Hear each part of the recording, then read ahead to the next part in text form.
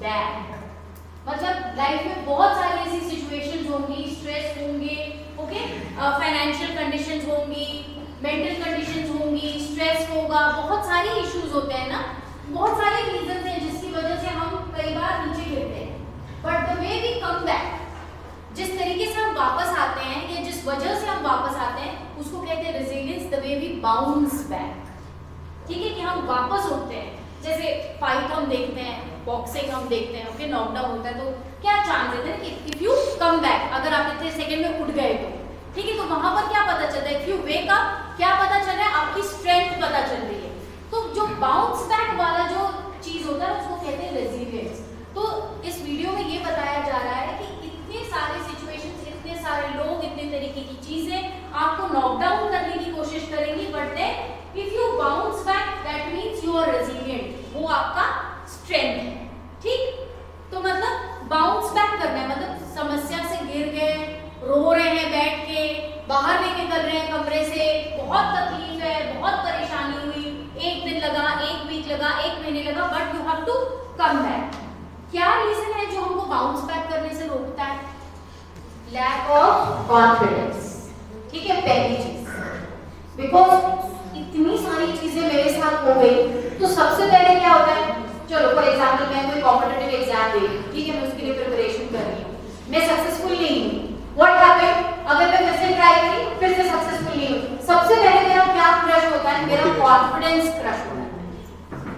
वापस से वो चीज करने के लिए मेरे अंदर हिम्मत नहीं होगी, तो सबसे पहले मेरी क्या चीज चली जाती है, मेरा कॉन्फिडेंस चला जाता है, ठीक है। मुझे एक वे बताओ, एक सिंपल सा तरीका बताओ, अगर मुझसे कोई पूछे या अगर कोई आपसे पूछे कि how to develop a confidence, how to build your confidence, क्या तरीका है उसका? इस चीज को करने से डर लग रहा है, मतलब अगर फियर है तो फेस द फियर होती है का मतलब है, राइट। अब एक प्लान और क्या रीजन, और क्या कर सकते हैं, डेवलप कैसे करूंगी मैं? चलो छोटा सा, मुझे यहाँ पर आके बोलने से डर लगता है, बहुत ज्यादा डर लगता है। अच्छा छोड़ो, यहाँ पर आके बोलना छोड़ो, मुझे वहां पर बैठे बैठे बोलने से भी बहुत डर लगता है। आईने के सामने पहले तो शुरुआत करने के लिए stand in front of a mirror और बोलने की कोशिश करो, ठीक है, वेरी गुड, नाइस। फिर और एक चीज, किसी भी पर्टिकुलर सब्जेक्ट, किसी भी पर्टिकुलर चीज के लिए अगर मुझे कॉन्फिडेंस डेवलप करना है तो प्रैक्टिस तो चाहिए, बट एक और चीज क्या चाहिए जो बहुत इंपॉर्टेंट है, सपोर्टिंग एनवायरनमेंट, नॉलेज। बोलना है, क्या बोलना है, नॉलेज चाहिए ना। उस चीज की प्रिपरेशन नहीं है तो आप कितनी भी प्रैक्टिस कर लो, बट क्या बोलना है अगर उसका नॉलेज नहीं है तो again you will stammer, okay, फिर आप घबराओगे, शिवरिंग होगी, नर्वस होगे और आप बोल नहीं पाओगे। तो कॉन्फिडेंस डेवलप करने के लिए दो इंपॉर्टेंट चीज होती है, सबसे पहले थॉरो नॉलेज, मतलब इन depth knowledge of the subject, ठीक है, सबसे इंपॉर्टेंट चीज है। और एक बार जैसे मुझे बाइक सीखना है, बाइक चलाना सीखना है, तो मुझे क्या करना पड़ेगा, पहले नॉलेज ना, अगर मुझे तो बाइक चलानी नहीं आती तो प्रैक्टिस करो सीधा, पहले ब्रेक और एक्सीलेटर के बारे में पता, क्या समझना पड़ेगा पहले मुझे, ब्रेक और एक्सीलेटर, ऑब्वियस ना। अगर मुझे बाइक चलानी नहीं आती तो firstly what I have to do, मुझे क्या पहले जानने की जरूरत है कि ब्रेक किधर है, एक्सीलेटर किधर है, गियर कौन सा यूज करते हैं, कब कौन सा गियर चेंज करते हैं, मुझे नॉलेज चाहिए।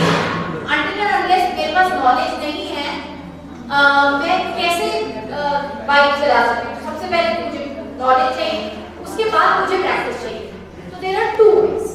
अब अगर मैं बिजनेस में फेल हो, ठीक है, द सेकंड थिंग इज कि मैंने एक स्टार्टअप शुरू किया और मैं उसमें फेल हो, राइट। अब मुझे फिर से करना है तो मैं क्या करूंगी, जो उसी चीज के एक्सपर्ट हैं, वो ही उनका फोटे है, उनसे मिलो, पॉसिबल है तो वहां पर नीचे आप काम कर लो या उनकी एक्सपर्ट एडवाइस आप। इन सब चीजों से कभी नहीं चूकना चाहिए, कभी नहीं हमको इंफीरियर फील करना चाहिए कि वो मेरे बारे में क्या सोचेगा, वो हमारा बिजनेस होना ही नहीं चाहिए। What other person is thinking about me is none of my business, that is your business, you do it. मेरा जो काम है वो मुझे करना है, मुझे आपसे जानकारी चाहिए, प्लीज आप किसी एक्सपर्ट की एडवाइस नहीं, तो रिसर्च में ये सारी चीजें आती हैं। Once you gain a in depth knowledge, फिर आप उसको स्टार्ट करो। और स्टार्ट करने का तरीका कैसे होना चाहिए? स्टार्टअप फाइनेंशियल चीजें इन्वॉल्व है, कैसे होनी चाहिए, फाइनेंस कैसे हैंडल होना चाहिए। मतलब ये कि जब अगर मेरे को पानी की गहराई नापनी है तो दोनों पैसे चला जाता हूँ एकदम दूर तक, दोनों में कूद के देखेंगे क्या, है ना, कूदेंगे क्या? नहीं, हम क्या करते हैं, हम पहले एक पैर डालते हो, फिर हमको पता अरे यार बहुत होता है, ऐसे करते हैं ना। ठीक है, इन्वेस्टमेंट करते हैं तो हमारे एडवाइजर हमको क्या बोलते हैं कि एक ही जगह सारे पैसे नहीं डालना, अलग अलग है ना, अलग अलग बास्केट बना के रखो, अलग अलग आपका इन्वेस्टमेंट एवेन्यूज होना चाहिए। क्यों बोलते हैं? Calculated amount of risk. एक जगह अगर आपको म्यूचुअल फंड में डाला है तो एक आपका सेफ्टी गवर्नमेंट कुछ प्लान होना चाहिए, जहाँ पे फिक्स है, स्लो है लेकिन फिक्स है, ये कैलकुलेटेड अमाउंट ऑफ रिस्क है कि मेरे को पता है कि अगर यहाँ से पैसे चले भी गए तो यहाँ मेरे पास पैसा है। This is called calculated amount of risk. ये सब बोलने का मतलब ये है, मैं फाइनेंस नहीं पढ़ा रही आप लोगों को, कहने का मतलब ये है कि इस तरीके से अगर आप प्रॉपर रिसर्च करते हैं, प्रॉपर एनालिसिस करते हैं and then can you start, okay, तो then your confidence will be a little in a balance way. आपका कॉन्फिडेंस जो है थोड़ा बैलेंस में होगा। ठीक है, अच्छा, अब अगर मुझे डर ही लगता है तो मैं क्या करूं? मैं फेल हो चुका हूं ना, मेरे दिमाग में वो चीज घूम रही है, अब मुझसे वो हो नहीं रहा है, ये फियर ऑफ फेलियर को कैसे हटाएंगे? मैम वही चीज बार बार करके जैसे नहीं आ रहा अंदर से राजीव, मतलब मैं नहीं कर पा रहा हूं, तो हटाने का क्या तरीका है? यस, फिर से रिस्क लेना है। इफ यू थिंक जो मेरा पैशन है, if it is worth it, तो I have to take the risk again. If only you think it is worth it, ठीक है, मैं फेल हो गई, ठीक है ना, बट मुझे वो एग्जाम पास करना है क्योंकि वो मेरा पैशन है and it is worth it, मुझे आईएएस बनना है, I know it is worth it, तो I take the risk again, but this time it will be a calculated amount of risk. Yes This time it will be a calculated amount of risk. This time probably I have a plan B, okay? Probably कि चलो in case तो shock लगेगा, झटका लगेगा, लेकिन शायद उतनी जोर का नहीं लगेगा, है ना, क्या जोर का झटका थोड़ा धीरे से लगेगा कि I have a plan B। ठीक है, अब हमने बहुत सारे वेज पढ़े, है ना, कि स्ट्रेस को कैसे हैंडल करें, स्ट्रेस को कैसे रिड्यूस करें। आपके दिमाग में कंटिन्यूअसली फियर ऑफ फेलियर है, ठीक है, अब फियर ऑफ फेलियर में ये थॉट है कि अगर मैं फेल हो गया, मैं फेल हो गया, मैं फेल हो गया, मैं फेल हो गया, तो अब वो फेल हो गया वाला थॉट हटेगा नहीं, वो वही रहेगा, है ना। अगर हम क्या करेंगे, उसको हटाना है, हटाना है, हटाना है, कोशिश करते रहेंगे, हमको क्या करना है, उसको दूसरे हैबिट से रिप्लेस करना है। वो चीज वही रहेगी जब तक आप उसको, जैसे कल हमने बात की थी कि मैम वो गैजेट के बगैर नींद नहीं आ रही है, 7 दिन कर दिया, 10 दिन कर दिया, नहीं हो रहा, मैंने आपको क्या बोला, रिप्लेस करो, ठीक है, व्हाट डिड आई से, रिप्लेस इट। तो वैसे ही थॉट्स को भी रिप्लेस करना पड़ता है।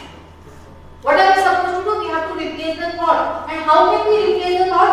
फिर हमने डिस्कस किया था कि हम फिजिकल एक्टिविटीज करेंगे, हम मेडिटेशन करेंगे, डीप ब्रीथिंग, रिलैक्सेशन, विजुअलाइजेशन, ये सारी चीजें हमने कल डिस्कस करी, राइट। तो आपको उस एफर्ट को रिप्लेस करना पड़ेगा, उस थॉट को आपको रिप्लेस करना पड़ेगा, ठीक है।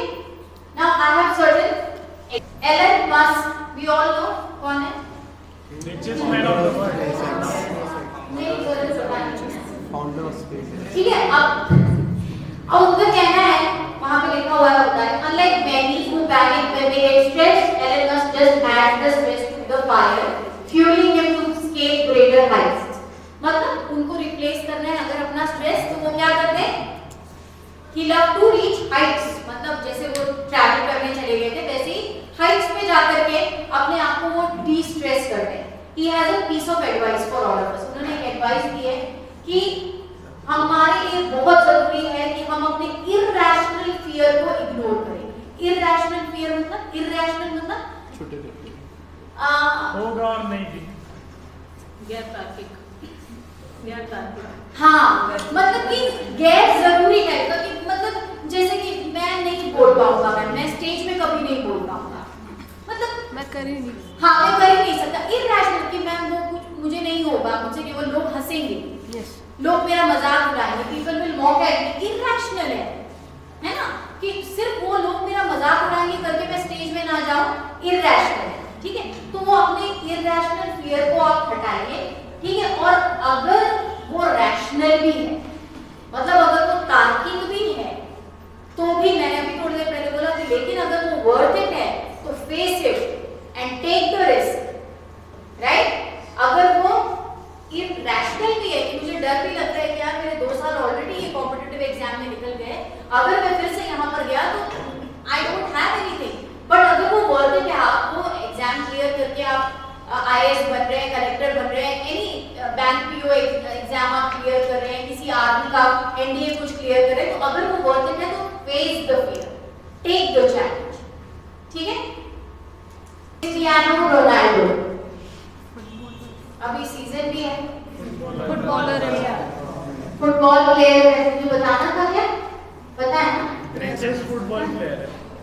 हाँ, thank you for adding up the knowledge, Chirag, thank you. Okay, now Ronaldo takes to the punching bag, वो स्ट्रेस होता है उनको तो वो पंचिंग बैग यूज करते हैं। ये बताने का मतलब क्या है पता है, कि even the celebrities, even the high profile people, even who are the richest, even who are so famous, इस तरीके के लोगों को स्ट्रेस तो होता तो पता है, बट उनका एक तरीका है स्ट्रेस रिलीज करना, ठीक है, डिस्ट्रेस करने का खुद को उन्होंने अपना एक तरीका चुना हुआ है। तो अगर if you are stressed, if you are under stress and if you are feeling, तो आपका एक डिस्ट्रेस करने का आपके पास एक तरीका होना चाहिए, ठीक है। और दूसरा वे उनका वो है कि वो अकेले भी चले जाते हैं, जो मैं आपको डे 1 से बोल रही हूँ, he takes a me time, solitude, अकेले भी चले जाएंगे, और वहां जाकर के वो रिलैक्स होकर के एंड प्रॉब्ली सारे क्वेश्चंस वो अपना जो भी उनके दिमाग में चल रहा है वो क्वेश्चंस के आंसर ढूंढ के नहीं निकाल सकते। तो this is the another way. Usain bolt कौन है? Fastest runner. ठीक है, the fastest man to have set his feet on Earth's surface, Usain Bolt, heads straight to his room and starts gaming, PlayStation. बहुत सारे लोगों का stress buster होता है गेमिंग, यस मैम, ठीक है, that's his way to de-stress himself. Amitabh Bachchan, आप सबको पता है कि बहुत सारे अप्स एंड डाउन्स इनकी लाइफ में, शायद बाकी लोगों को नहीं पता होगा लेकिन इनका तो आपको पता है। स्टार्टिंग करियर का 14 फ्लॉप से हुआ था, ठीक है, फिर बिजनेस में गए, फेल हो गए, राजनीति में गए, फेल हो गए, ठीक है। तो इतने सारे उतार चढ़ाव देखने के बाद भी बाउंस बैक अगर आपको सीखना है तो ये कैरेक्टर है आपके सामने कि बाउंस बैक। और जब इनका बिजनेस फ्लॉप हुआ तो ही वाज टोटली क्या हुए थे, बैंकक्रप्ट हो गए थे, दिवालिया घोषित हो गए थे, मतलब स्क्रैच, जीरो में चले गए। तो वहां से केबीसी से इन्होंने वापस राइज किया।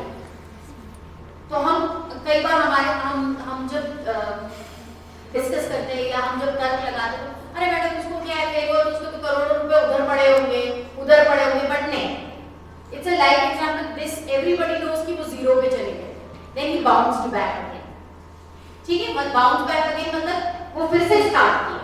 और उनका डिस्ट्रेस करने का तरीका है classical and instrumental music. Last but not the least, इसमें लिखा भी गया है कि अगर डिस्ट्रेस रहना और कूल रहने की बात हो और महेंद्र सिंह धोनी की बात ना हो तो आर्टिकल खत्म हो ही नहीं सकता। One of my favourite, Mahendra Singh Dhoni, while batting he keeps humming a song, वो अपने मन में गाना गाते